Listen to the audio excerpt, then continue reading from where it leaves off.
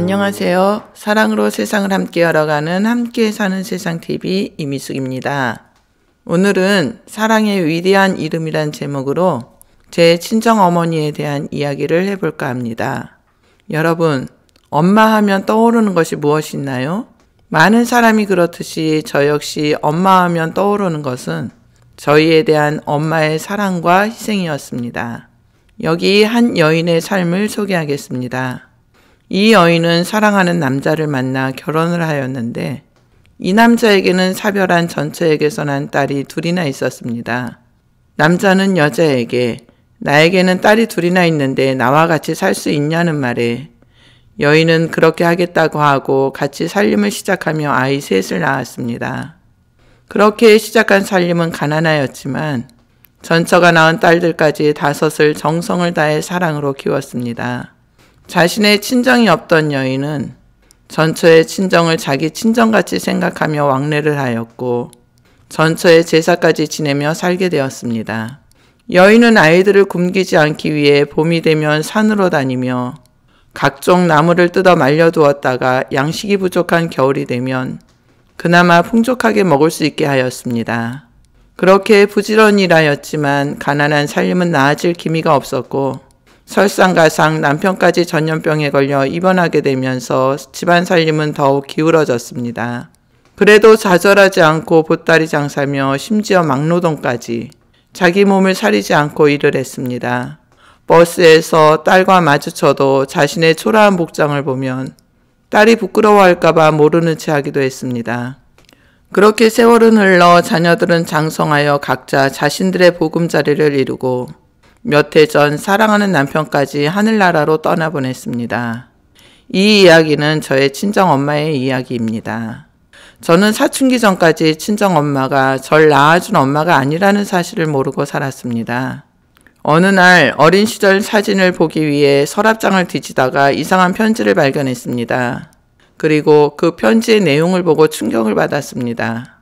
우리나라 전래 동화나 외국 동화를 보면 계모하면 부정적인 생각을 심어 놓았습니다. 이런 동화를 어릴 때부터 보니 몸은 성장하면서도 생각은 성장하지 못하고 고정관념으로 꽉 차 있습니다. 저도 이런 고정관념에 사로잡혀 그렇게 좋아하던 엄마가 친모가 아니라는 사실에 방황하며 반항하기 시작했습니다. 엄마가 다른 형제들과 똑같이 키웠다는 사실보다는 동생들과 나를 차별했다는 생각이 들게 했고 무슨 말을 해도 나를 위한 말이 아닌 다그치며 혼내는 말로만 들렸습니다.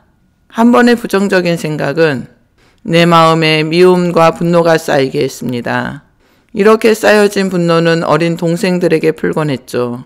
툭 하면 싸움질을 하고 힘없는 동생들을 때리곤 했습니다.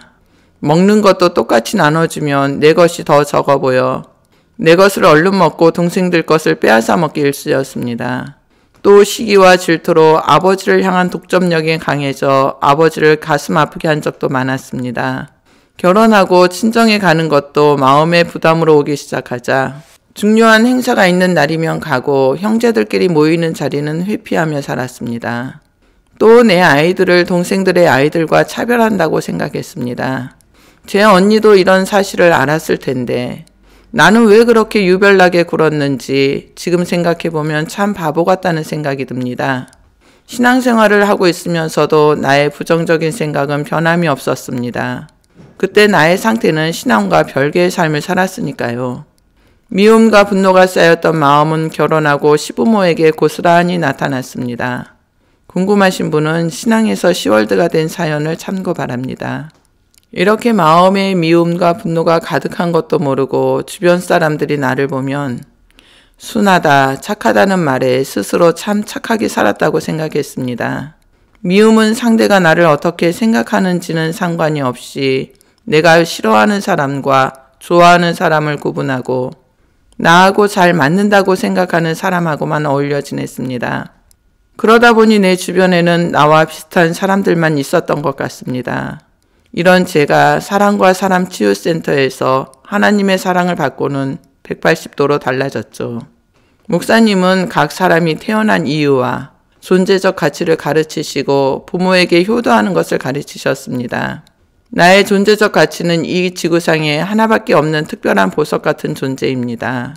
또 부모에게 효도하는 것은 어쩌다 한번 찾아뵙고 돈 몇 푼 드리는 것이 아니라 일주일에 한두 번씩 전화를 하게 하셨습니다. 저는 하나님의 사랑을 받고 부모님께 처음 전화드렸던 기억이 생생합니다. 그때 아버지는 저의 전화를 받고 너무 놀라셨습니다. 그 이유는 제가 생전 안 하던 말을 했기 때문입니다. 그 말은 아빠 사랑해요. 엄마도 사랑하고요. 그 말을 들은 아버지는 혹시 집에 무슨 일이 있냐며 많이 놀라셨습니다.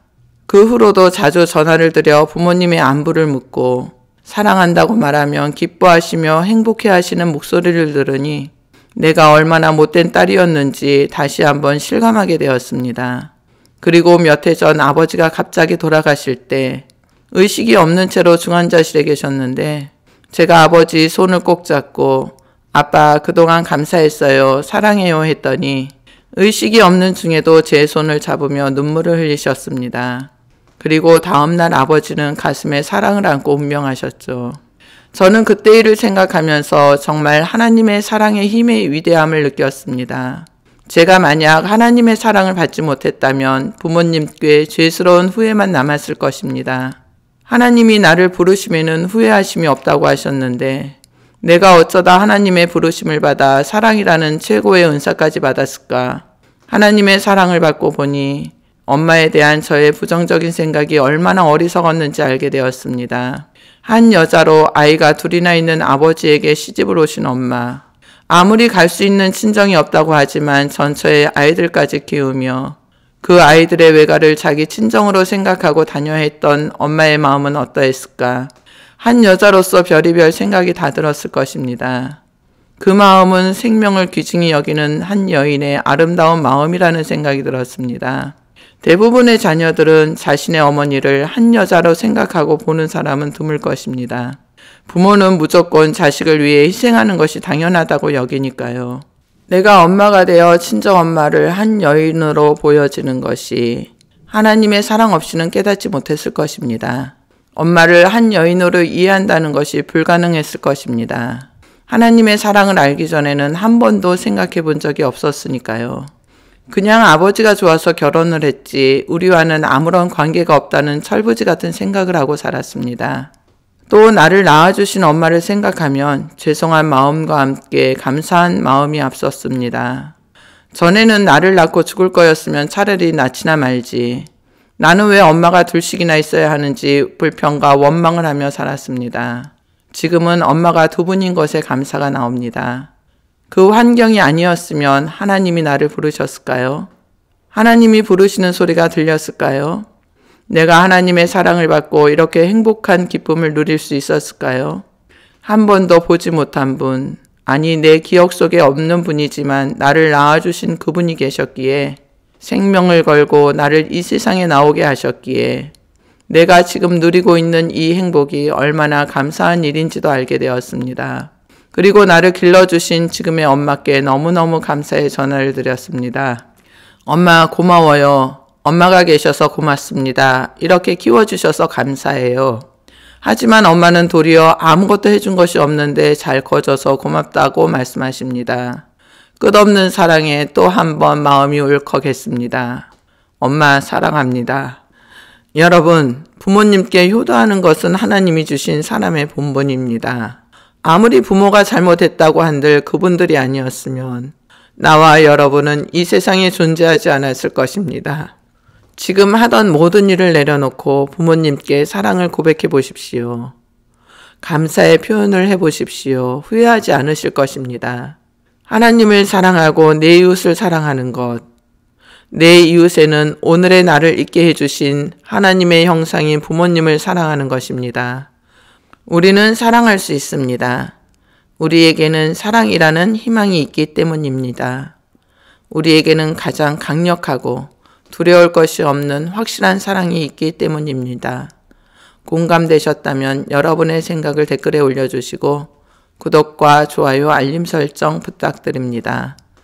지금까지 사랑으로 세상을 함께 열어가는 함께 사는 세상TV 이미숙이었습니다. 웃을 날이 별로 없는 요즘이지만 웃으면 복이 온다는 말처럼 오늘이라는 날 웃고 사는 행복한 날들이 되시기를 축복합니다.